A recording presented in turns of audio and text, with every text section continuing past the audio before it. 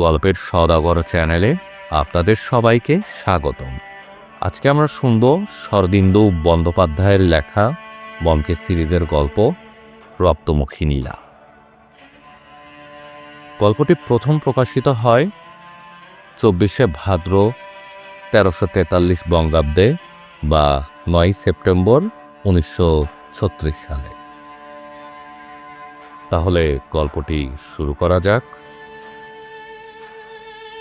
টেবিলের পর পা তুলিয়া ব্যোমকেশ পা নাচাইতেছিল। খোলা সংবাদপত্রটা তাহার কলহের উপর বিস্তৃত। শ্রাবণের কর্মহীন প্রভাতে দুজনে বাসায় বসিয়া আছি। গত 4 দিন ঠিক এইভাবে কাটিয়াছে। আজকারও এই ধারাস্রাবিত ধূসর দিনটা এইভাবে কাটিবে ভাবিতে ভাবিতে বিমর্ষ হইয়া পড়িতেছিলাম। ব্যোমকেশ কাগজে মগ্ন, তাহার পাশ স্বেচ্ছামতো নাচিয়া চলিয়াছে। আমি নীরবে সিগারেট টানিয়া চলিয়াছি। কাহারও মুখে কোনো কথা নাই। কথা বলার অভ্যেস যেন ক্রমে ছুটিয়া যাইতেছে। কিন্তু চুপ করিয়া দুইজন কাহাতক বসিয়া থাকা যায়। অবশেষে যা হোক একটা কিছু বলিবার উদ্দেশ্যেই বলিলাম, খবর কিছু আছে? ব্যোমকেশ চোখ না তুলিয়া বলিল, খবর গুরুতর। দুজন দাগী আসামি সম্প্রতি মুক্তি লাভ করেছে। একটু আশান্বিত হইয়া জিজ্ঞাসা করিলাম, কে তারা?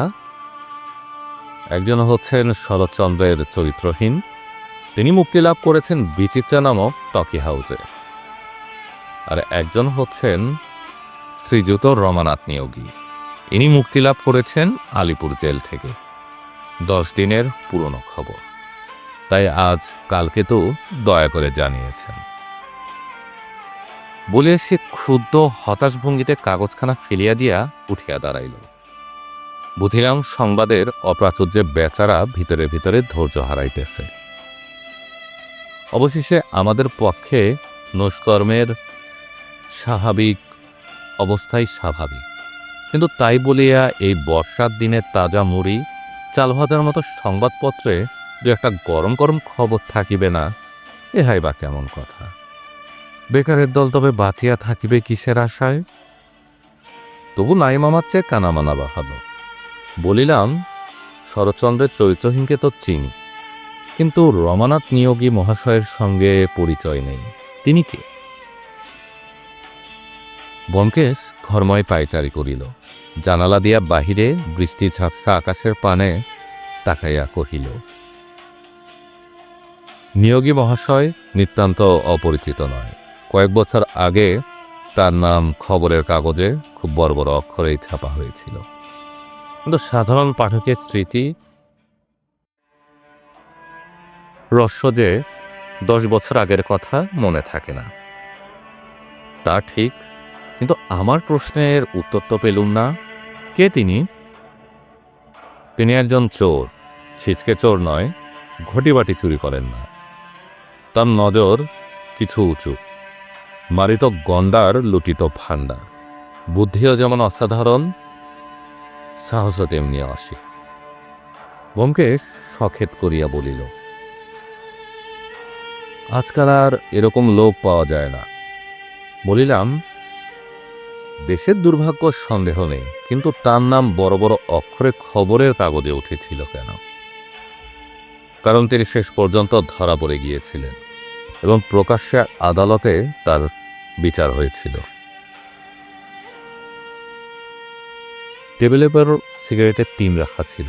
একটা সিগারেট তুলিয়া লইয়া ব্যোমকেশ যত্ন সহকারে ধরাইল, তারপর আবার চেয়ারে বসিয়া পড়িয়া বলিল, 10 বছর হয়ে গেল, কিন্তু এখনো ঘটনাগুলো বেশ মনে আছে। তখন আমি সবেমাত্র এ কাজ আরম্ভ করেছি, তোমার সঙ্গে দেখা হবারও আগে। দেখিলাম ঐরাস্যভরে বলিতে আরম্ভ করিয়া সে নিজেই নিজের স্মৃতিকথায় আকৃষ্ট হইয়া পড়িয়াছে। বর্ষার দিনে যখন অন্য কোনো মুখরোচক খাদ্য হাতের কাছে নাই, তখন স্মৃতিকথাই চলুক, এইভাবেই আমি বলিলাম, গল্পটা বলো শুনি। ব্যোমকেশ বলিল, গল্প কিছু নেই, তবে ব্যাপারটা আমার কাছে একটা কারণে রহস্যময় হয়ে আছে। পুলিশ খেটেছিল খুব এবং বাহাদুরিও দেখিয়েছিল অনেক, কিন্তু আসল জিনিসটা উদ্ধার করতে পারেনি। আসল জিনিসটি কি? তবে বলি শোনো, সে সময় কলকাতা শহরে হঠাৎ জহরত চুরির খুব ধুম পড়ে গিয়েছিল। আজ জহরল লাল হীরালালের দোকানে চুরি হচ্ছে, কাল দত্ত কোম্পানির দোকানে চুরি হচ্ছে, এরকম ব্যাপার। দিন 15-15 মধ্যে 5খানা বড় বড় দোকান থেকে প্রায় 3-4 লক্ষ টাকার হীরা জহরত লোপাট হয়ে গেল। পুলিশ সজোরে তদন্ত লাগিয়ে দিল। তারপর একদিন মহারাজ রমেন্দ্র সিংহের বাড়িতে চুরি হলো। মহারাজ রমেন্দ্র সিংহের পরিচয় দিয়ে তোমায় অপমান করব না। বাঙালির মধ্যে তার নাম জানে না এমন লোক কমই আছে। যেমন ধনী তেমনি ধার্মিক। তার মতো সহৃদয় দয়ালু লোক আজকালকার দিনে বড় একটা দেখা যায় না। সম্প্রতি তিনি একটু বিপদে জড়িয়ে পড়েছেন, কিন্তু সে থাক। ভালো ভালো জহরত সংগ্রহ করা তার একটা শখ ছিল। বাড়িতে দোতলায় একটা ঘরে তার সংগৃহীত জহরতগুলি কাচের শোকেসে সাজানো থাকত। সতর্কতার অভাব ছিল না। সেপাই, শান্তি, চৌকিদার, অষ্টপ্রহর পাহারা দিত। কিন্তু তবু একদিন রাত্রেবেলা চোর ঢুকে 2জন চৌকিদারকে অজ্ঞান করে তার কয়েকটা দামি জহরত নিয়ে পালালো। মহারাজের সংগ্রহে একটা রক্তমুখী নীলা ছিল, সেটি তার অত্যন্ত প্রিয়। নীলাটাকে মহারাজ নিজের ভাগ্যলক্ষ্মী মনে করতেন, সর্বদা আঙ্গুলে পড়ে থাকতেন। কিন্তু কিছুদিন আগে সেটা আংটিতে আলগা হয়ে গিয়েছিল বলে খুলে রেখেছিলেন। বোধহয় ইচ্ছে ছিল শ্যাকরা ডাকিয়ে মেরামত করে আবার আঙ্গুলে পড়বেন। চোর সে নীলাটাও নিয়ে গিয়েছিল। নীলা সম্বন্ধে তুমি কিছু জানো কিনা বলতে পারছি না। নীলা জিনিসটা হিরে, তবে নীল হিরে। অন্যান্য হীরের মতো কিন্তু কেবল ওজনের উপরে এর দাম হয় না। অধিকাংশ সময়, অন্তত আমাদের দেশে, নীলার দাম ধার্য হয় এর দৈব শক্তির উপর। নীলা হচ্ছে শনি গ্রহের পাথর। এমন অনেক শোনা গেছে যে পয়মন্তর নীলা ধারণ করে কেউ কোটিপতি হয়ে গেছে, আবার কেউ রাজা বা রাজা থেকে ফকির হয়ে গেছে। নীলার প্রভাব কখনো কখনো শুভ, কখনো কখনো ঘোর অশুভ। একই নীলা যে সকলের কাছে সমান ফল দিবে তার কোনো মানে নেই। একজনের পক্ষে নীলা মহাশুভকর, অন্যের পক্ষে সেই নীলাই সর্বনেশে হতে পারে। তাই নীলার দাম তার ওজনের উপরে নয়, বিশেষত রক্তমুখী নীলার। 5 ওজনের একটা নীলার জন্য আমি একজন মারোয়ারিকে 11,000 টাকা দিতে পর্যন্ত দেখেছি। লোকটা যুদ্ধের বাজারে চিনি আর লোহার ব্যবসা করে ডুবে গিয়েছিল। তারপর কিন্তু সে গল্প আর একদিন বলবো। আমি কুসংস্কারাচ্ছন্ন গোড়া হিন্দু নই। ভূত প্রেত মারণ উচাটন বিশ্বাস করি না, কিন্তু রক্তমুখী নীলার অলৌকিক শক্তির ওপর আমার অটল বিশ্বাস। সে যাক, যা বলছিল। মহারাজ রবীন্দ্র সিংহের নীলা চুরি যাওয়াতে তিনি মহা হইচই বাঁধিয়ে দিলেন। তার প্রায় 25-30 হাজার টাকার মণিমুক্ত চুরো গিয়েছিল, কিন্তু তার কাছে নীলাটা যাওয়াটাই সবচেয়ে মর্মান্তিক। তিনি ঘোষণা করে দিলেন যে চোর ধরা পড়ুক আর না পড়ুক, তার নীলা দিয়ে ফিরে এনে দিতে পারবে তাকে তিনি 2,000 টাকা পুরস্কার দিবেন। পুলিশ তো যথাসাধ্য করছিলই, এখন আরও উঠে পড়ে গেল। পুলিশের সবচেয়ে বড় গোয়েন্দা নির্মলবাবু তদন্তের ভার গ্রহণ করলেন। নির্মলবাবুর নাম বোধ হয় তুমি শোনোনি। সত্যি বিচক্ষণ লোক। তার সঙ্গে আমার সামান্য পরিচয় ছিল। এখন তিনি রিটায়ার্ড করেছেন। যা হোক, নির্মলবাবু তদন্ত হাতে নেবার 7 দিনের মধ্যে জহরত চোর ধরা পড়ল।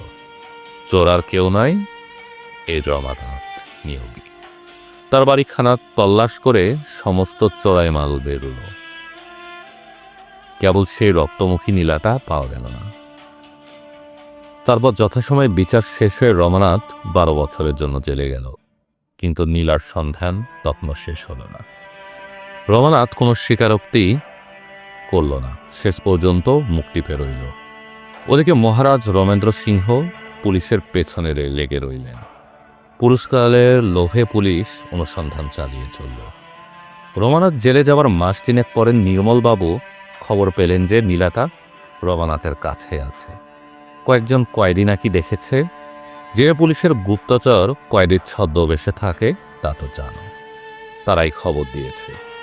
খবর পেয়ে নির্মলবাবু হঠাৎ একদিন রমানাথের ছেলে গিয়ে খানা তল্লাশ করলেন, কিন্তু কিছুই পাওয়া গেল না।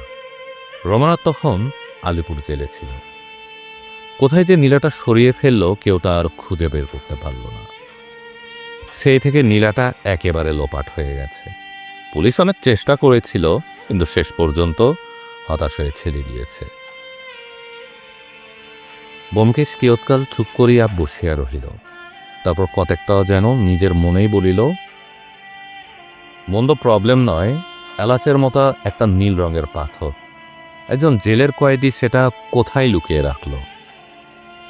কেসটা যদি আমার হাতে আসতো চেষ্টা করে দেখতুম। 2000 টাকা পুরস্কারও ছিল।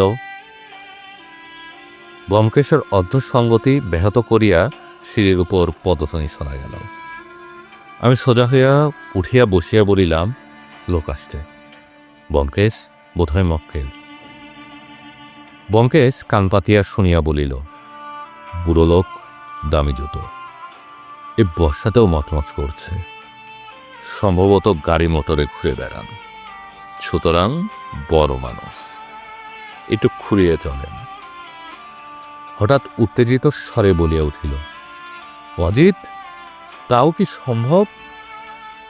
জানালা দিয়ে গলা বাড়িয়ে দেখো তো প্রকাণ্ড একখানা রোলস রয়েস সামনে দাঁড়িয়ে আছে কিনা। ঠিক ধরেছি তাহলে? কি আশ্চর্য যোগাযোগ অজিত! যার কথা করছিল সেই মহারাজ রমেন্দ্র সিংহ আসছেন। কেন আসছেন জানো? আমি সৎসাহে বলিলাম, জানি, খবরের কাগজে পড়েছি। তো সেক্রেটারি হৈপদ রক্ষিত সম্প্রীতি খুন হয়েছে, সেই বিষয়ে হয়তো। দ্বারে টোকা পড়িল। দ্বার খুলিয়া ব্যোমকেশ, আসুন মহারাজ বলিয়া যে লোকটিকে সসম্ভ্রমণে আহ্বান করিল।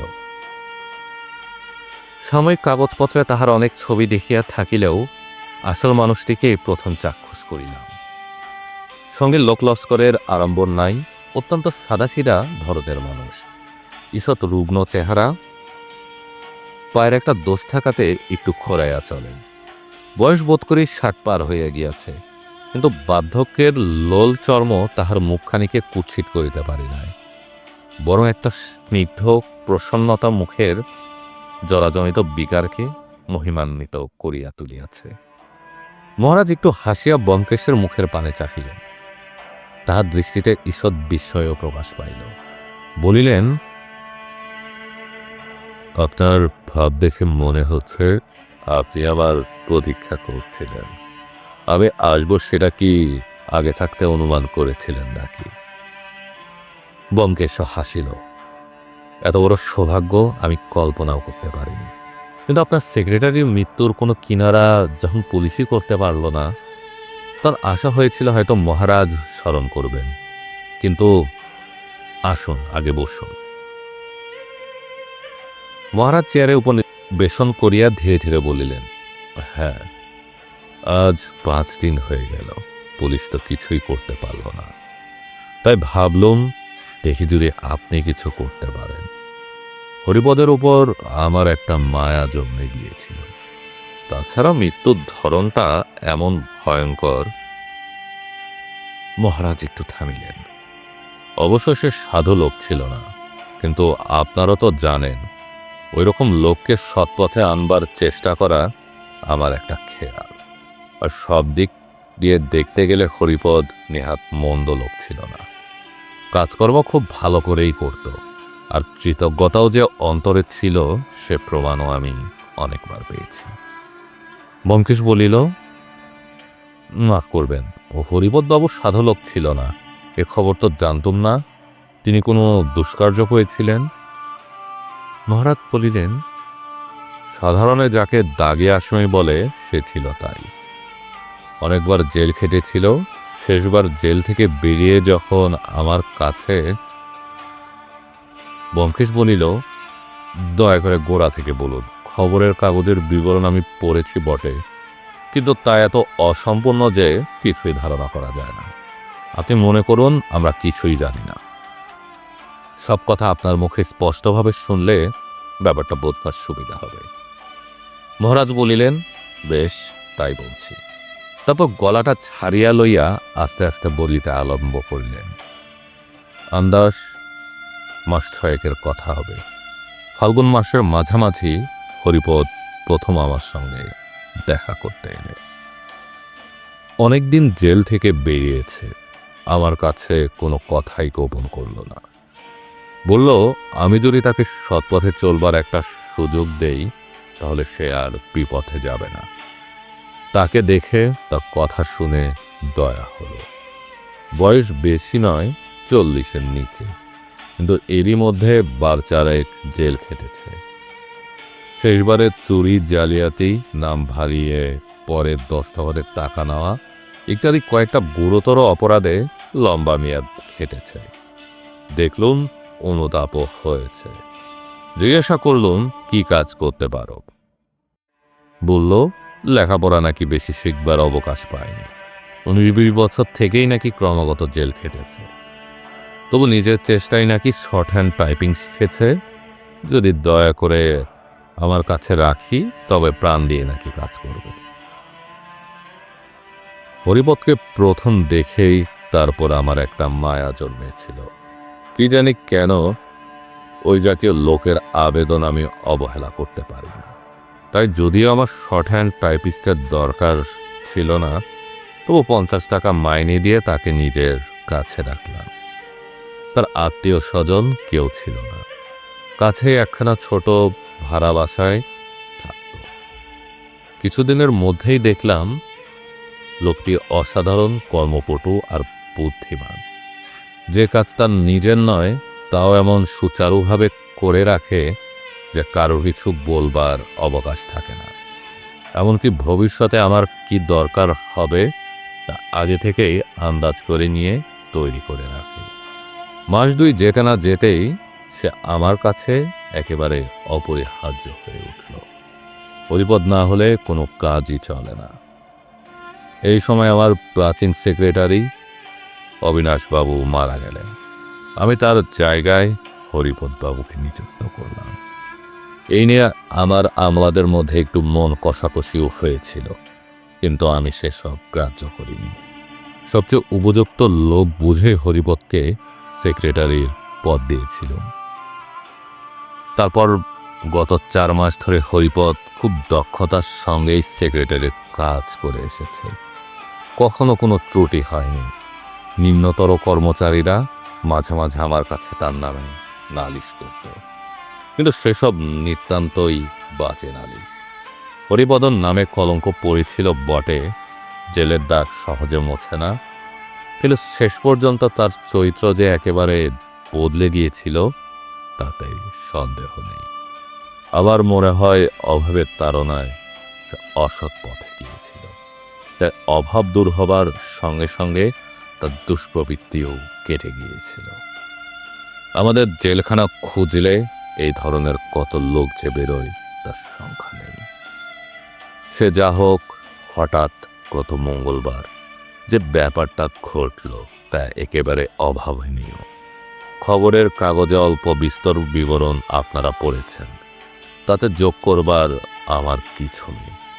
সকালবেলা খবর পেলাম হরিপদ খুন হয়েছে। পুলিশে খবর পাঠিয়ে নিজে গেলুম তার বাসায়।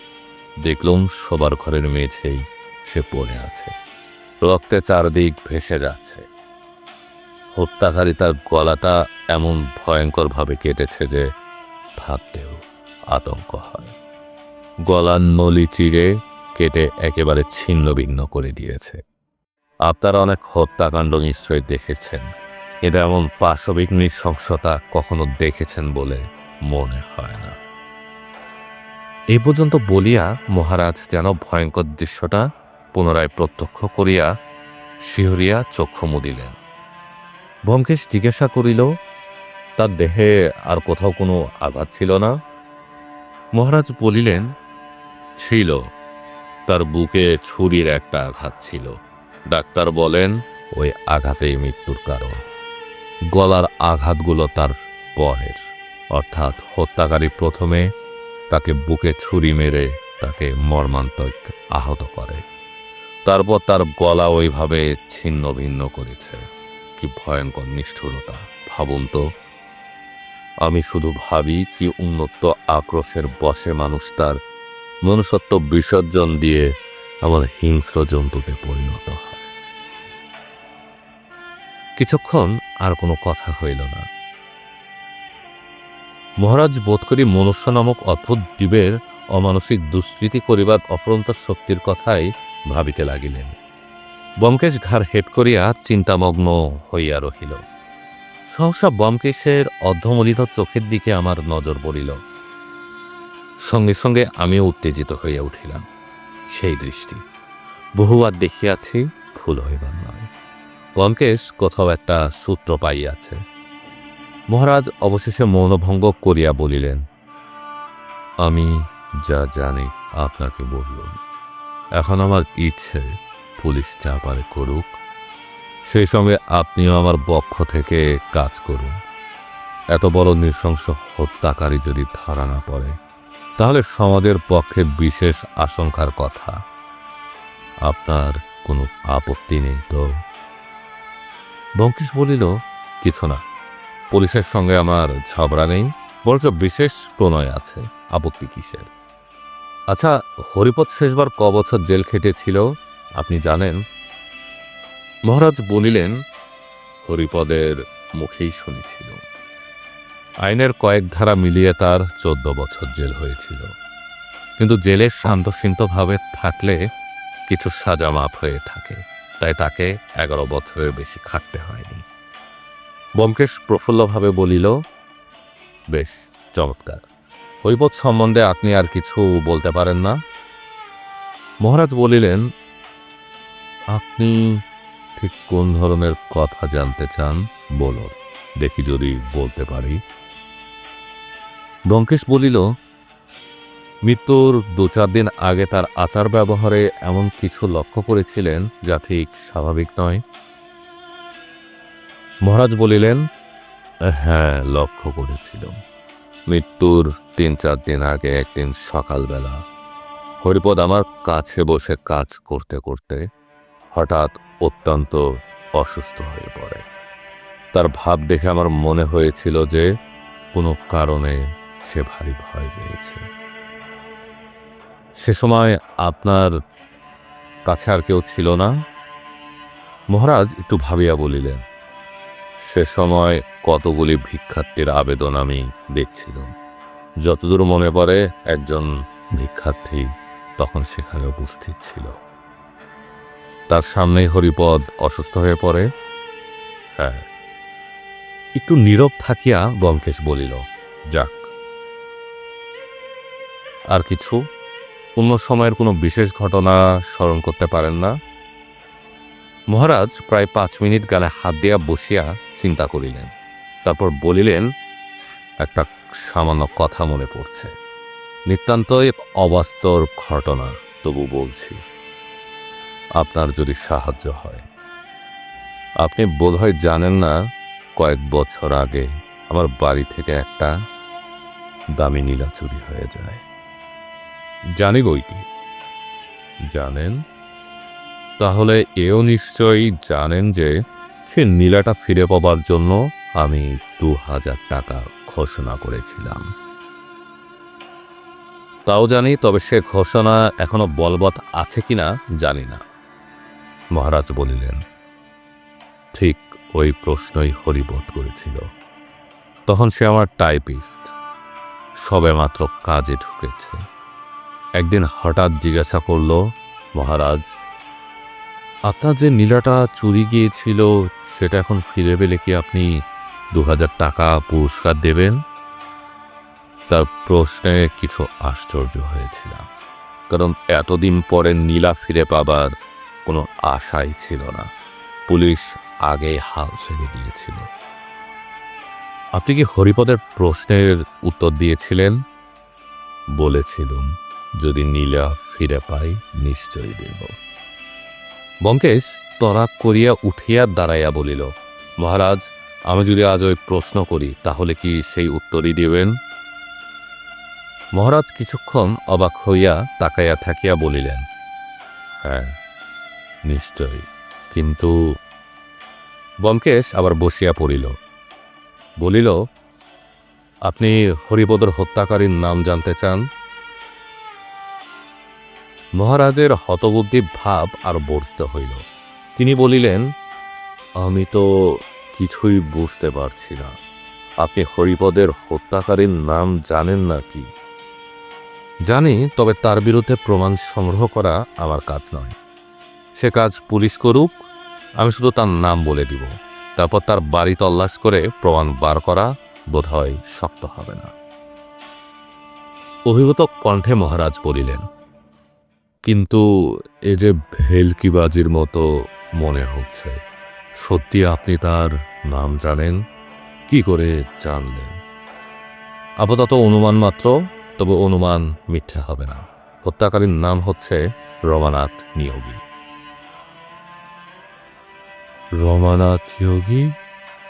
কিন্তু কিন্তু নামটা পরিচিত মনে হচ্ছে।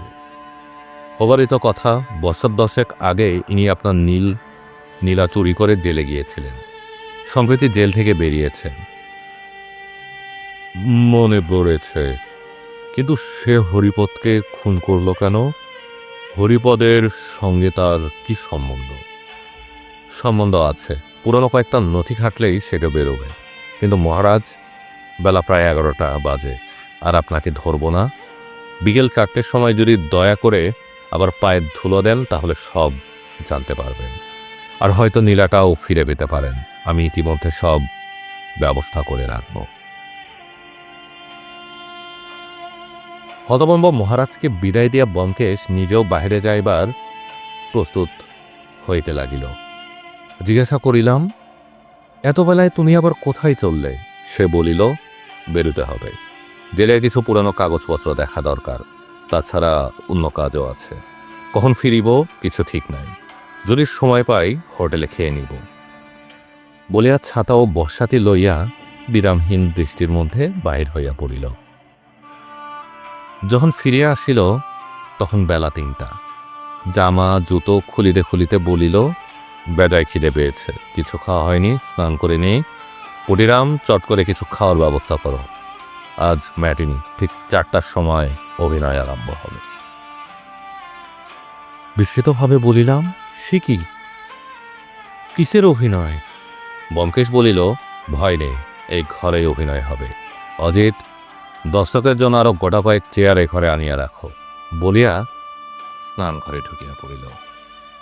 স্নানান্তে আহার করিতে বসিলে বলিলাম, সমস্ত দিন কি করিলে বলো? ব্যোমকেশ অনেকখানি অমলেট মুখে পুড়িয়ে দিয়া তৃপ্তির সহিত চিবাইতে চিবাইতে বলিল, জেল ডিপার্টমেন্টের অফিসে আমার এক বন্ধু আছেন। প্রথমে তার কাছে গেল। সেখানে পুরনো রেকর্ড বার করে দেখা গেল আমার অনুমান ভুল হয়নি। তোর অনুমানটা কি? প্রশ্নে কর্ণপাত না করিয়া ব্যোমকেশ বলিতে লাগিল, সেখানকার কাজ শেষ করে বুদ্ধবাবু বিধুবাবুর কাছে গেলাম। হরিপদের খুনটা তার এলাকায় পড়ে। কেসের ইনচার্জ হচ্ছেন ইন্সপেক্টর পূর্ণবাবু। পূর্ণবাবুকে ব্যাপারটা বুঝে এবং বিধুবাবুর পদদয়ে সযচিত তেল প্রয়োগ করে শেষ পর্যন্ত কার্যধার হল। কিন্তু কার্যটা কি তা তো আমি এখনো জানি না। কার্যটা হচ্ছে, প্রথমত রমানাথ নিয়োগীর ঠিকানা বার করা এবং দ্বিতীয়ত তাকে গ্রেফতার করে তার বাসাখানা তল্লাশ করা। ঠিকানা সহজেই বেরোলো, কিন্তু খানা তল্লাশে বিশেষ ফল হলো না। অবশ্য রমানাথের ঘর থেকে একটা ভীষণাকৃতি ছড়া বেরিয়েছে। তাকে মানুষের রক্ত পাওয়া যায় কিনা পরীক্ষার জন্য পাঠানো হয়েছে, কিন্তু যে জিনিস পাবো আশা করেছিলাম তা পেলুম না। লোকটার লুকিয়ে রাখবার ক্ষমতা অসামান্য। কি জিনিস? মহারাজের নীলাটা। তারপর এখন কি করবে? এখন অভিনয় করব। রমানাথের কুসংস্কারে ঘা দিয়ে দেখব যদি কিছু ফল পাই। ওই বোধহয় মহারাজ এলেন, বাকি অভিনেতারাও এসে পড়ল বলিয়া ঘড়ির দিকে তাকাইল। আর কারা আসবে? রমানাথ এবং তার রক্ষীরা। তারা এখানে আসবে? হ্যাঁ, বিধুবাবুর সঙ্গে সেরকম ব্যবস্থাই হয়েছে। পুটিরাম, খাবারের বাসনগুলো সরিয়ে নিয়ে যাও। আর কিছু জিজ্ঞাসা করিবার অবসর পাইলাম না। মহারাজ আসিয়া প্রবেশ করিলেন। ঘড়িতে ঠং ঠং করিয়া 4টে বাজিল। দেখিলাম মহারাজ রাজাচিত শিষ্টতা রক্ষা করিয়াছেন। মহারাজকে সমাদর করিয়া বসাইতে না বসাইতে আরো কয়েকজনের পদধ্বনি শোনা গেল। পরক্ষণে বিধুবাবু, পূর্ণবাবু ও আরো 2জন সাব ইন্সপেক্টরের সঙ্গে রমানাথ প্রবেশ করিল। রমানাথের চেহারায় এমন কোনো বিশেষত্ব নাই যাহা দৃষ্টি আকর্ষণ করে। চুরিবিদ্যায় পারদর্শী হইতে হইলে বোধহয় নিজের চেহারাটি নিতান্ত চলনসই হওয়া দরকার। রমানাথের মাথায় ছোট করিয়া চুল ছাটা, কপাল অপরিসর, চিবুক সুচালু, চোখের সতর্ক চঞ্চলতা, তাহার গায়ে বহু বৎসর পুরাতন, সম্ভবত জেলে যাইবার আগেকার চামড়ার বোতাম, আটা 5 মিশালি রঙের স্পোর্টিং কোট ও পায়ে অপ্রত্যাশিত একজোড়া রবারের বুট জুতা দেখিয়া সহসা হাস্যরসের উদ্রেক হয়।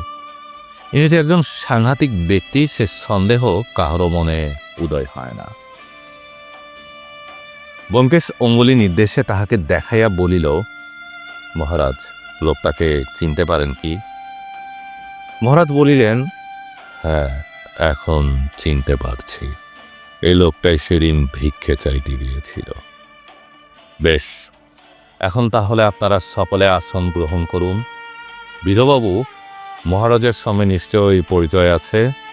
আসুন, আপনি মহারাজের পাশে বসুন। রমানাথ, তুমি এখানে বসো। বলিয়া ব্যোমকেশ রমানাথকে টেবিলের ধারে একটা চেয়ার নির্দেশ করিয়া দিল। রমানাথ বাংলি সত্যি না করিয়া উপবেশন করিল। 2জন সাব ইন্সপেক্টর তাহার 2 পাশে বসিলেন। বিধুবাবু অগ্রভেদী গাম্ভীর্য অবলম্বন করিয়া কটমট করিয়া চারদিকে তাকাইতে লাগিলেন। এই সম্পূর্ণ আইন বিগর্হিত ব্যাপারটা ঘটিতে দিয়া তিনি যে ভিতরে ভিতরে অতিশয় অস্বস্তি বোধ করিতেছেন তাহা তাহার ভাবভঙ্গিতে প্রকাশ পাইতে লাগিল। সকলে উপবিষ্ট হইলে ব্যোমকেশ টেবিলের সম্মুখে বসিল। বলিল, আজ আমি আপনাদের একটা গল্প বলিব। অজিতের গল্পের মতো কাল্পনিক গল্প নয়, সত্য ঘটনা। যতদূর সম্ভব নির্ভুলভাবেই বলবার চেষ্টা করব। যদি কোথাও ভুল হয় রমানাথ সংশোধন করে দিতে পারবে। রমানাথ ছাড়া আর একজন এই কাহিনী জানত, কিন্তু আজ সে বেঁচে নেই। এটুকু ভূমিকা করিয়া ব্যোমকেশ তাহার গল্প আরম্ভ করিল। রমানাথের মুখ কিন্তু নির্বিকার হইয়া রইল। সে মুখ তুলিল না, একটা কথা বলিল না। নিলিপ্তভাবে আঙ্গুল দিয়া টেবিলের উপর দাগ কাটিতে লাগিল। রমানাথ জেলে যাবার পর থেকেই গল্প আরম্ভ করছি। রমানাথ জেলে গেল, কিন্তু মহারাজের নীলাটা সে কাছছাড়া করল না, সঙ্গে করে নিয়ে গেল। কি কৌশলে সকলের দৃষ্টি এড়িয়ে নিয়ে গেল তা আমি জানি না, জানবার চেষ্টাও করি নাই। রমানাথ ইচ্ছে করলে বলতে পারে। পলকের জন্য রমানাথ ব্যোমকেশের মুখের দিকে চোখ তুলিয়াই আবার নিবিষ্ট মনে টেবিলে দাগ কাটিতে লাগিল। ব্যোমকেশ বলিতে লাগিল, রমানাথ অনেক ভালো ভালো দামি জহরত চুরি করেছিল, কিন্তু তার মধ্যে থেকে কেবল মহারাজের রক্তমুখী নীলাটাই যে কেন সঙ্গে রেখেছিল তা অনুমান করাই দুষ্কর। সম্ভবত পাথরটার একটা সম্মোহন শক্তি ছিল। জিনিসটা দেখতেও চমৎকার, গাঢ় নীল রঙের একটা হীরা। তার ভেতর থেকে রক্তের মতো লাল রং ফুটে বেরোচ্ছে। রমানাথ সেটাকে সঙ্গে নেবার লোভ সামলাতে পারেনি। পাথরটা খুব পয়মন্ত, একথা সম্ভবত রমানাথ শুনেছিল।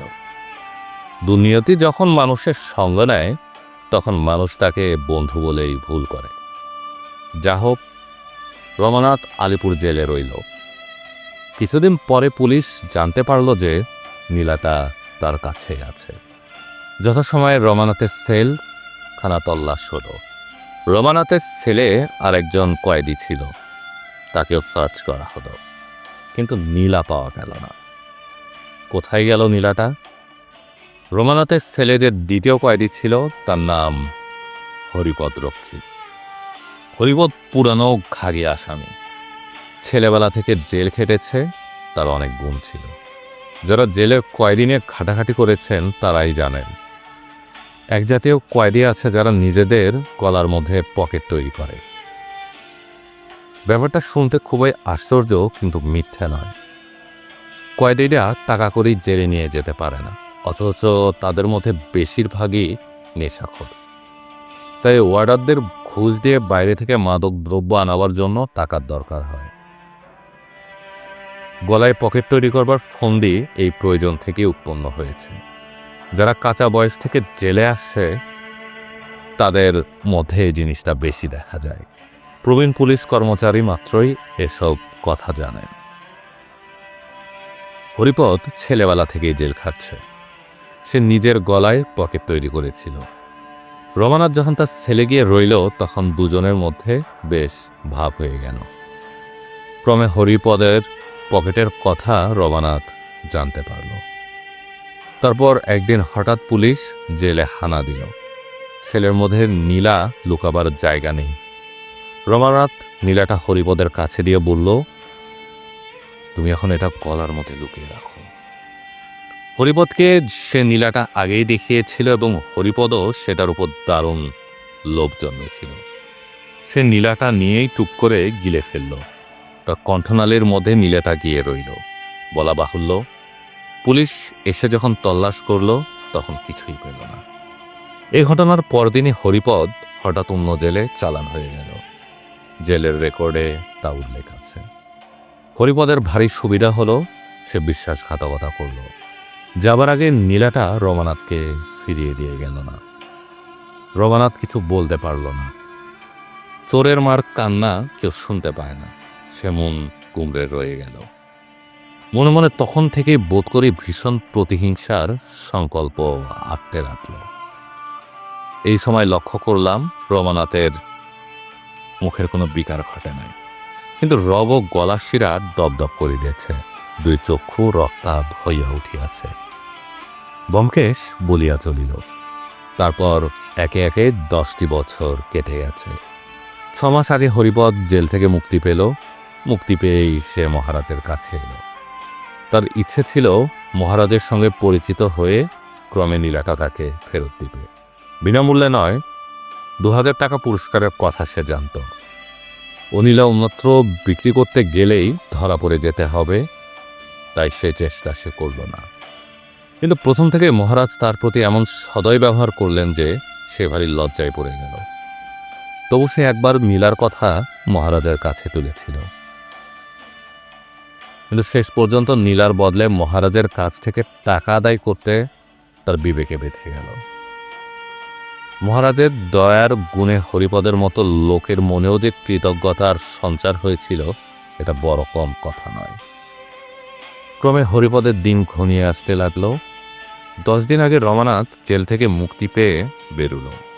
হরিপদ কোথায় তা সে জানত না, কিন্তু এমনই দৈবের খেলা যে 4 দিন যেতে না যেতেই মহারাজের বাড়িতে রমানাথ তার দেখা পেয়ে গেল।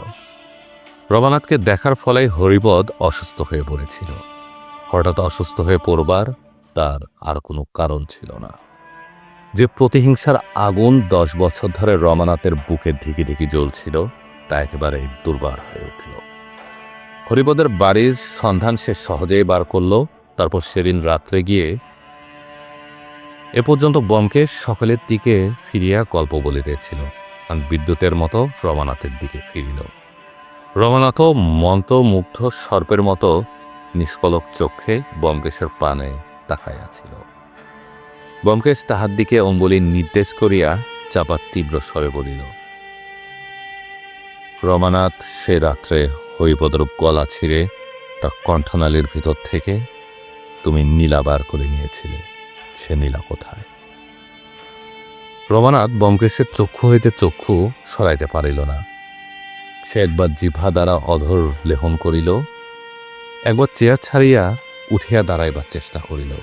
তারপর যেন অসীম বলে নিজেকে ব্যোমকেশের সম্মোহীন দৃষ্টির নাগপাশ হইতে মুক্ত করিয়া লইয়া বিকৃত কণ্ঠে বলিয়া উঠিল, আমি জানি না, হরিপদকে আমি খুন করিনি, হরিপদ কার নাম আমি জানি না, নীলা আমার কাছে নেই। বলিয়া আরক্ত বিদ্রোহী চক্ষে চাহিয়া সে 2 হাত বুকের ওপর চাপিয়া ধরিল। ব্রহ্মকেশ অম্বলি তখনও তাহার দিকে নির্দেশ করিয়াছিল। আমাদের মনে হইতে লাগিল যেন একটা মর্মগ্রাসী নাটকের অভিনয় দেখিতেছি। 2টা প্রবল ইচ্ছা শক্তি পরস্পরের সহিত পরাণাত্মক যুদ্ধ করিতেছে। শেষ পর্যন্ত কে জয়ী হইবে তাহা দেখিবার একাগ্র আগ্রহে আমরা চিত্রাপিতের মতো বসিয়া রহিলাম। ব্যোমকেশের কণ্ঠস্বরে একটা ভয়ঙ্কর দৈববাণী সুরখানায় আসিল। সে রমানাথের দিকে ঈষৎ ঝুঁকিয়া পূর্ববৎ তীব্র অনিচ্ছ স্বরে বলিল, রমানাথ, তুমি জানো না কি ভয়ানক অভিশপ্ত ওই রক্তমুখী নীলা, তাই ওর মোহ কাটাতে পারছ না। ভেবে দেখো, যতদিন তুমি ওই নীলা চুরি না করেছিলে ততদিন কেউ তোমায় ধরতে পারেনি। নীলা চুরি করেই তুমি চলে গেলে। তারপর হরিপদের পরিণামটাও একবার ভেবে দেখো। সে গলার মধ্যে নীলা লুকিয়ে রেখেছিল। তার গলার কি অবস্থা হয়েছিল তা তোমার চেয়ে বেশি আর কেউ জানে না। এখনো যদি নিজের ইষ্ট চাও, ওই সর্বনাশা নীলা ফেরত দাও। নীলা নয়, ও কিওরডে সাপের বিষ। যদি হাতে সে নীলা পড়ো, তোমার হাতে হাত করা পড়বে।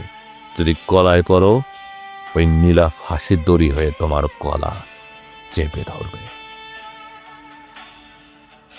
অব্যক্ত একটা শব্দ করিয়া রমানাথ উঠিয়া দাঁড়াইল। তাহার মনের ভেতর কিরূপ প্রবল আবেগের সৃষ্টি হইয়াছিল তা আমরাও সম্মুখ বুঝতে পারি নাই। পাগলের মতো সে একবার চারিদিকে তাকাইল, তারপর নিজের কোটের চামড়ার বোতামটা সজোরে ছিঁড়িয়া দূরে ফেলিয়া দিয়া চিৎকার করে উঠিল, চাই না, চাই না, এ নাও নীলা, আমাকে বাঁচাও। বলিয়া একটা দীর্ঘ শিহরিত নিঃশ্বাস ফেলিয়া অজ্ঞান হইয়া মাটিতে পড়িয়া গেল। ব্যোমকেশ কপাল হইতে ঘাম মুছিল। দেখিলাম তার হাত কাঁপিতেছে। ইচ্ছাশক্তির যুদ্ধে সে জয়ী হইয়াছে বটে, কিন্তু অবলীলাক্রমে নয়। রমানাথের নিক্ষিপ্ত বোতামটা ঘরের কোণে গিয়া পড়িয়াছিল। সেটা তুলিয়া লইয়া তার খোলস ছড়াইতে ছড়াইতে ব্যোমকেশ স্ফলিত স্বরে বলিল, মহারাজ, এই নিন আপনার রক্তমুখী নীলা।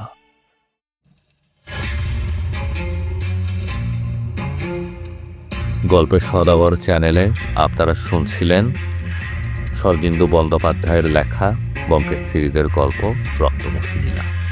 এরকম আরও গল্প উপন্যাস শুনতে চাইলে আমাদের চ্যানেলে চোখ রাখুন। গল্প পঠনটি ভালো লেগে থাকলে আমাদের গল্পের সদাগর চ্যানেলটি সাবস্ক্রাইব করুন, লাইক, শেয়ার ও কমেন্ট করে সাথে থাকুন, পাশে থাকুন, গল্প শুনুন।